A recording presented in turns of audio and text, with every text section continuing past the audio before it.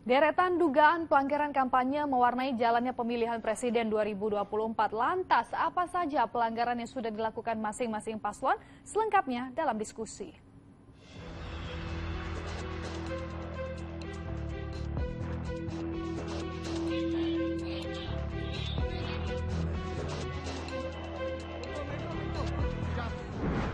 Gak kerasa, masa kampanye udah 1 bulan lebih. Sepanjang ini pula, ada sejumlah catatan dugaan pelanggaran kampanye, baik yang dilakukan oleh paslon ataupun oleh ASN yang mestinya netral kan ya?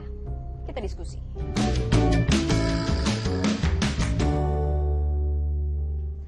Namanya juga tahun politik, jadi ya wajar aja walaupun masih minggu pertama awal tahun, tapi obrolannya baik di sosmed ataupun di warung kopi, semuanya ngebahas politik. Nah, ini yang tengah jadi sorotan adalah dugaan pelanggaran kampanye. Calon Wakil Presiden nomor urut 2, Gibran Rakabuming Raka membagi-bagikan susu saat ada di kawasan CFD Minggu 3 Desember. Saat itu, Gibran didampingi sang istri. Ada pihak yang menduga aksi bagi-bagi susu ini adalah bagian dari kampanye terselubung. Rabu 3 Januari, Gibran datang ke kantor Bawaslu dan menjalani pemeriksaan tertutup selama 1 jam. Kegiatan 3 Desember lalu di Car Free Day Jakarta tidak ada sama sekali kegiatan partai politik. Nggak ada. Tidak ada sama sekali kegiatan politik, ya. Kan juga beberapa teman-teman saya ajak juga kemarin. Ya. Kalau yang tadi bagi-bagi susu, yang satu ini bagi-bagi uang. Walaupun memang tidak dilakukan oleh pasangan calon, tapi membawa atribut salah satu paslon. Dalam video viral ini terlihat Gus Miftah bagi-bagi uang pecahan Rp50.000 sampai Rp100.000 di salah satu gudang tembakau di Pamekasan, Jawa Timur. Yang bikin heboh tentu saja baju bergambar calon Presiden Prabowo Subianto yang dibentangkan oleh salah satu warga. Sidang pleno Bawaslu sepakat video viral ini memenuhi dugaan pelanggaran politik uang.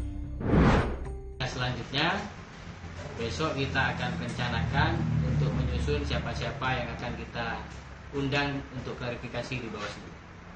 Tentu pemilik tempat menjadi bagian dari daftar yang akan kita undang untuk klarifikasi. Termasuk juga orang yang membagikan uang yang viral di media sosial itu akan kita undang untuk klarifikasi di Bawaslu. Gak cuma diwarnai dengan dugaan pelanggaran kampanye, ada juga dugaan pelanggaran netralitas ASN. Video deklarasi dukungan belasan anggota Satpol PP Garut terhadap cawapres Gibran Rakabuming buntut panjang. Para anggota Satpol PP ini diskors dan tidak mendapat tunjangan.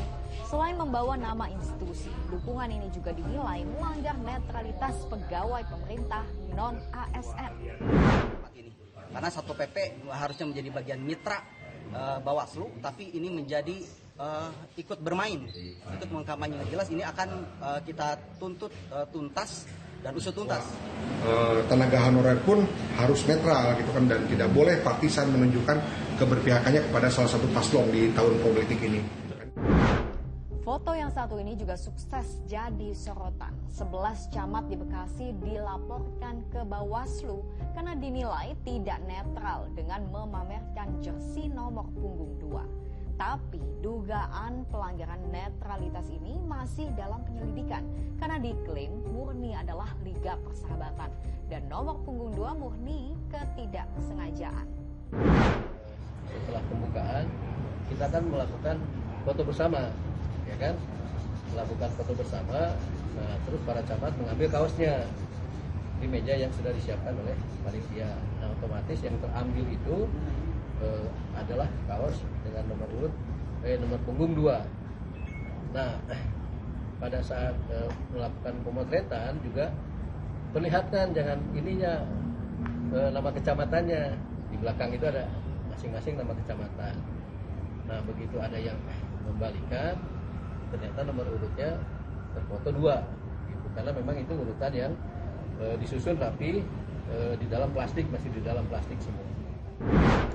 Lalu sebenarnya ada berapa banyak laporan pelanggaran pemilu yang diterima oleh Bawaslu? Data Bawaslu mencatat 704 laporan dan 316 temuan. Sementara itu yang termasuk dalam jumlah pelanggaran mencapai 321 kasus dan yang bukan 402 kasus. Jenis pelanggarannya diantaranya adalah pelanggaran pidana, pelanggaran administrasi, pelanggaran kode etik, dan netralitas ASN. Terkait adanya dugaan pelanggaran. Nah, informasi awal itu datang ke pengawas pemilu, maka Bawaslu, pengawas pemilu melakukan penelusuran, pendalaman untuk memastikan apakah ada dugaan pelanggaran atau tidak. Ya, ketika misalkan ada dugaan pelanggaran, maka Bawaslu menjadikan hal tersebut menjadi temuan, tetapi itu diregistrasi dulu, kemudian diplenokan dulu ya di internal pengawas pemilu. Nah, setelah itu, setelah dipleno, diregistrasi, barulah kemudian pengawas pemilu mengklarifikasi. Ya, kalau istilahnya apa-apa memanggil lah gitu. Nah, itu kalau temuan. Tapi kalau dilihat dari deretan dugaan pelanggaran yang dilaporkan, kasusnya ini banyak mengarah kepada salah satu paslon yang elektabilitasnya sedang tinggi. Kenapa demikian? Memang politik seperti itu ya, ketika paslon 02, katakanlah pasangan Prabowo Gibran yang surveinya tinggi atau elektabilitasnya tinggi, maka yang menjadi target hantaman dari lawan politiknya agar mereka terdegradasi, agar elektabilitasnya turun gitu, agar citanya buruk.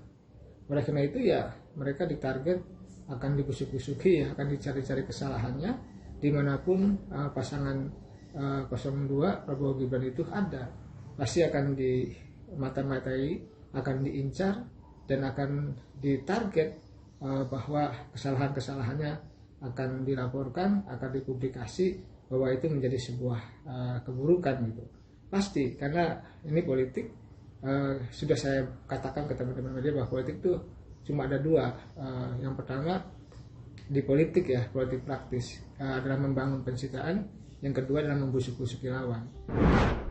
Tapi saya yakin masyarakat saat ini sudah cerdas, bisa memilah dan memilih mana yang settingan, mana yang memang murni pelanggaran.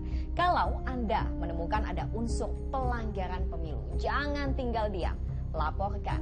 Gimana caranya? Bisa mendatangi pengawas pemilu terdekat, bisa datang ke Bawaslu daerah atau kontak lewat WhatsApp Center Bawaslu, dan juga bisa melaporkannya lewat aplikasi Sigap Lapor.